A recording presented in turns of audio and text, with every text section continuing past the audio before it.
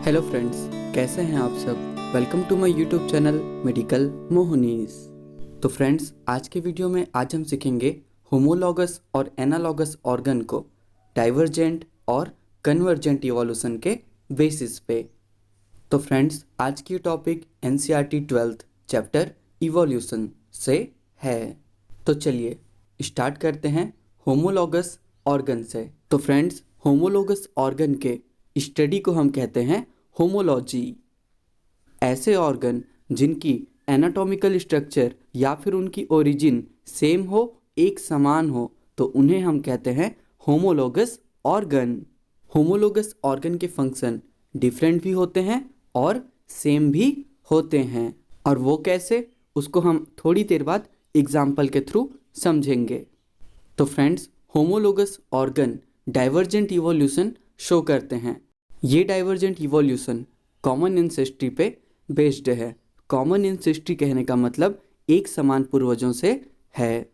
तो चलिए समझते हैं डाइवर्जेंट इवोल्यूशन। तो सबसे पहले डाइवर्जेंट का मीनिंग होता है फैलना या फिर एक्सपैंड होना। तो फ्रेंड, ये कोई जगह है और यहाँ पर ABCD ऑर्गेनिज्म रहते हैं। अब क्योंकि ये एक ही जगह रहते हैं तो इनके एंसेस्टर भी कॉमन होंगे। अब इस जगह में कंपटीशन ज़्यादा है तो ये ABCD ऑर्गेनिज्म अलग अलग डायरेक्शन में चले जाते हैं और उन सभी डायरेक्शन के इन्वायरमेंटल कंडीशन भी अलग अलग होते हैं। तो उस अलग अलग इन्वायरमेंटल कंडीशन में सर्वाइव करने के लिए ये सभी ऑर्गेनिज्म अपने सेम स्ट्रक्चर में डिफरेंट चेंजेस लाते हैं।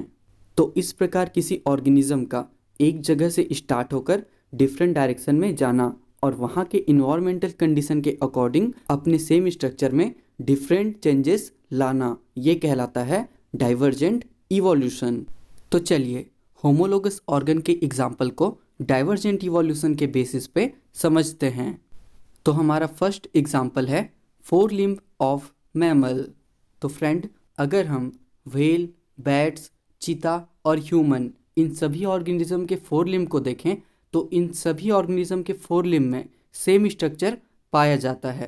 Humerus, radius ulna, carpal, metacarpal और फेलेंजस। लेकिन अलग अलग इन्वायरमेंट में रहने की वजह से ये अपने सेम स्ट्रक्चर को डिफरेंट फंक्शन के लिए मॉडिफाई कर लेते हैं। जैसे कि व्हेल के फोर लिम्ब फ्लिपर में चेंज होके स्विमिंग के लिए मॉडिफाई हो जाते हैं। बैट्स के फोर लिम्ब विंग में चेंज होके फ्लाइंग के लिए मॉडिफाई हो जाते हैं। चीता के फोर लिम्ब लेग में चेंज होके रनिंग के लिए मॉडिफाई हो जाते हैं। और ह्यूमन के फोर लिम्ब हैंड में चेंज होके किसी चीज़ को पकड़ने के लिए, होल्ड करने के लिए मॉडिफाई हो जाते हैं।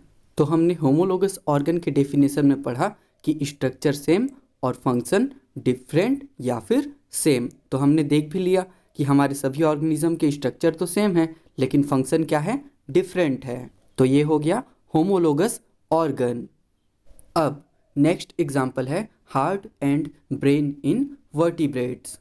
तो फ्रेंड, सभी वर्टिब्रेट में हार्ट और ब्रेन का ओरिजिन सेम होता है और इनके फंक्शन भी सेम होते हैं। मैंने बताया था होमोलॉगस ऑर्गन के डेफिनेशन में कि इनके फंक्शन सेम भी हो सकते हैं और डिफरेंट भी हो सकते हैं। तो अगर वर्टिब्रेट में हम हार्ट के फंक्शन को देखें तो सभी वर्टिब्रेट में हार्ट का फंक्शन है ब्लड को पंप करना। और अगर ब्रेन का फंक्शन देखें तो सभी वर्टिब्रेट में ब्रेन का फंक्शन है कंट्रोल और कोऑर्डिनेशन करना। अब हमारा नेक्स्ट एग्जाम्पल है कुकुरबिटा में टेंड्रिल और बोगेनविलिया में थॉर्न। तो फ्रेंड, ये दोनों स्ट्रक्चर टेंड्रिल और थॉर्न, इनकी ओरिजिन सेम होती है। ये दोनों स्ट्रक्चर प्लांट के एक्सिलरी बड से ही निकलते हैं। लेकिन अलग अलग इन्वायरमेंटल कंडीशन के अकॉर्डिंग ये स्ट्रक्चर कुकुरबिटा के टेंड्रिल प्लांट को सपोर्ट देने के लिए मॉडिफाई हो जाती है और बोगेनविलिया में थॉर्न प्लांट को एनिमल से प्रोटेक्ट करने के लिए मॉडिफाई हो जाती है। तो इनकी ओरिजिन तो सेम थी लेकिन फंक्शन डिफरेंट थे। तो ये हो गए होमोलॉगस ऑर्गन के एग्जाम्पल्स। तो फ्रेंड्स, किसी भी ऑर्गेनिज्म को पहचानने के लिए आपको बस उसके ओरिजिन या फिर एनाटॉमिकल स्ट्रक्चर को देखना है। अगर वो सेम हुई तो वो होमोलॉगस ऑर्गन होंगी। होमोलॉगस में होमो का मीनिंग ही सेम होता है। होमो मतलब सेम या फिर समान, जो कि उसके एनाटॉमिकल स्ट्रक्चर या फिर ओरिजिन को बताती है। वीडियो के एंड में होमोलॉगस के डाइवर्जेंट होने और एनालॉगस के कन्वर्जेंट होने की ट्रिक बताऊंगा, तो वीडियो के एंड तक बने रहना। तो चलिए नेक्स्ट पढ़ते हैं एनालॉगस ऑर्गन। तो फ्रेंड्स, एनालॉगस ऑर्गन की स्टडी को हम बोलते हैं एनालॉजी। तो फ्रेंड्स, ऐसे ऑर्गन जिनकी एनाटॉमिकल स्ट्रक्चर या फिर उनकी ओरिजिन डिफरेंट हो और उनके फंक्शन सेम हो, तो ऐसे ऑर्गन्स को हम कहते हैं एनालॉगस ऑर्गन। एनालॉगस ऑर्गन के एग्जाम्पल्स को पहचानने के लिए बस आपको उनकी एनाटॉमिकल स्ट्रक्चर या फिर ओरिजिन देखना है। अगर वो डिफरेंट हुई तो वो डेफिनेटली होंगी एनालॉगस ऑर्गन। तो friends, analogous organ convergent evolution show करते हैं और ये कन्वर्जेंट इवोल्यूशन कॉमन एंसेस्ट्री पे बेस्ड नहीं है, या फिर कह सकते हैं कि डिफरेंट एंसेस्ट्री पे बेस्ड है या फिर कॉमन एंसेस्ट्री पे बेस्ड नहीं है। कॉमन एंसेस्ट्री पे बेस्ड नहीं है कहने का मतलब इन सभी ऑर्गेनिज्म के एंसेस्टर मतलब उनके पूर्वज वो अलग अलग होंगे, डिफरेंट होंगे, सेम नहीं होंगे। तो चलिए अब समझते हैं कन्वर्जेंट इवोल्यूशन। तो फ्रेंड, कन्वर्जेंट का मीनिंग होता है एक जगह इकट्ठा होना या फिर एकत्र होना, या फिर कह सकते हैं कमिंग क्लोज टुगेदर। तो फ्रेंड, ABCD कोई ऑर्गेनिज्म है जो कि अलग अलग जगहों में रहते हैं। अब ये ऑर्गेनिज्म अलग अलग जगहों में रहते हैं तो इनके एंसेस्टर या फिर पूर्वज भी अलग अलग होंगे, तो कह सकते हैं कि इनके एंसेस्टर डिफरेंट होंगे। और इनके एंसेस्टर डिफरेंट है तो इनके एनाटॉमिकल स्ट्रक्चर या फिर इनकी ओरिजिन ये भी डिफरेंट ही होगी। अब ये ABCD ऑर्गेनिज्म एक समान ज़रूरतों की वजह से एक ही डायरेक्शन में चले जाते हैं, और जिस डायरेक्शन में ये जाते हैं वहाँ के इन्वायरमेंटल कंडीशन भी सेम होते हैं। तो उस इन्वायरमेंटल कंडीशन में सरवाइव करने के लिए ये ऑर्गेनिज्म अपने डिफरेंट स्ट्रक्चर में सेम चेंजेस लाते हैं। तो फ्रेंड, अब आप समझ ही गए होंगे कि किसी ऑर्गेनिज्म का डिफरेंट जगहों से सेम डायरेक्शन में जाना और वहाँ के सेम इन्वायरमेंट कंडीशन के अकॉर्डिंग अपने डिफरेंट स्ट्रक्चर में सेम चेंजेस लाना, तो ये कहलाता है कन्वर्जेंट इवोल्यूशन। तो चलिए कन्वर्जेंट इवोल्यूशन के बेसिस पे एनालॉगस ऑर्गन के एग्जाम्पल को समझते हैं। तो फर्स्ट पढ़ते हैं बटरफ्लाई और बर्ड्स के विंग्स। तो फ्रेंड, बटरफ्लाई और बर्ड के विंग का सेम फंक्शन होता है और वो क्या होता है, फ्लाइंग करना। लेकिन बटरफ्लाई और बर्ड के एनाटॉमिकल स्ट्रक्चर या उनकी ओरिजिन डिफरेंट होती है। और वो कैसे, समझिए। बटरफ्लाई और बर्ड ये दोनों ऑर्गेनिज्म अलग अलग फाइलम के हैं। बटरफ्लाई फाइलम आर्थ्रोपोडा से है और बर्ड फाइलम कॉर्डेटा से है। अब क्योंकि ये दोनों ऑर्गेनिज्म अलग अलग फाइलम से हैं तो इनके एनाटॉमिकल स्ट्रक्चर भी अलग अलग होंगे, डिफरेंट होंगे। तो फिर स्ट्रक्चर डिफरेंट और फंक्शन सेम, तो ये हो गए एनालॉगस ऑर्गन के एग्जाम्पल। नेक्स्ट एग्जाम्पल है आई ऑफ ऑक्टोपस एंड मैमल। तो फ्रेंड्स, अगर हम ऑक्टोपस और बाकी मैमल्स के आई के फंक्शन को देखें तो वो बिल्कुल सेम है, चीज़ों को देखना। लेकिन ऑक्टोपस और मैमल के एनाटॉमिकल स्ट्रक्चर या फिर ओरिजिन को देखें तो वो डिफरेंट है। क्यों? क्योंकि ऑक्टोपस तो फाइलम मोलस्का से है और मैमल्स तो फाइलम कॉर्डेटा से है। दोनों अलग अलग फाइलम से हैं तो इनके एनाटॉमिकल स्ट्रक्चर भी अलग अलग होंगे, डिफरेंट होंगे। और जिनके स्ट्रक्चर डिफरेंट हो और फंक्शन सेम हो वो होते हैं एनालॉगस ऑर्गन। अब नेक्स्ट एग्जाम्पल है पेंगुइन और डॉल्फिन के फ्लिपर्स।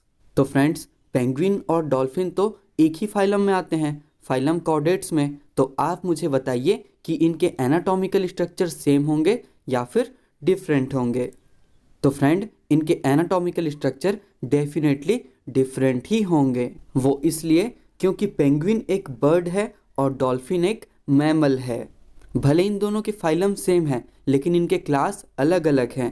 पेंगुइन क्लास एविस में आता है और डॉल्फिन क्लास मैमेलिया में आता है। इनके फ्लिपर के स्ट्रक्चर भी अलग अलग है। अब पेंगुइन एक बर्ड है तो बर्ड के विंग्स में एक रेडियल बोन पाया जाता है, लेकिन डॉल्फिन मैमल है तो मैमल के फोर लिम्ब में क्या पाया जाता है, humerus, radius ulna, carpal metacarpal और फेलेंजस। तो ये एनाटॉमिकली डिफरेंट है। लेकिन अगर फंक्शन की बात करूं तो दोनों के ही फ्लिपर का सेम फंक्शन है, वो है स्विमिंग करना। तो इनके स्ट्रक्चर हो गए डिफरेंट और फंक्शन हो गए सेम। तो ये हो गए एनालॉगस ऑर्गन के एग्जाम्पल। अब हमारा लास्ट एग्जाम्पल है स्वीट पोटैटो और पोटैटो, मतलब शकरकंद और आलू। तो फ्रेंड्स, स्वीट पोटैटो और पोटैटो इनके एनाटॉमिकल स्ट्रक्चर डिफरेंट होते हैं। कैसे?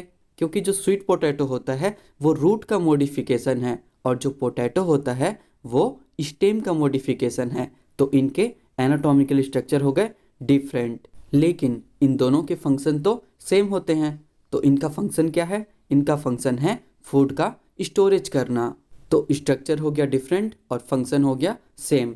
तो ये हो गए एनालॉगस ऑर्गन के एग्जाम्पल्स। तो फ्रेंड्स, अब पढ़ते हैं ट्रिक।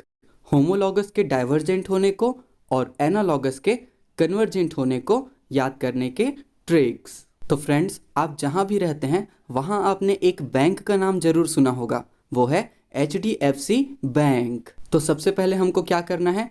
HDFC लिखना है। लिख लिया। अब क्या करना है? HDFC में F को रिप्लेस करके A लिख देना है, तो हो जाएगा HDAC।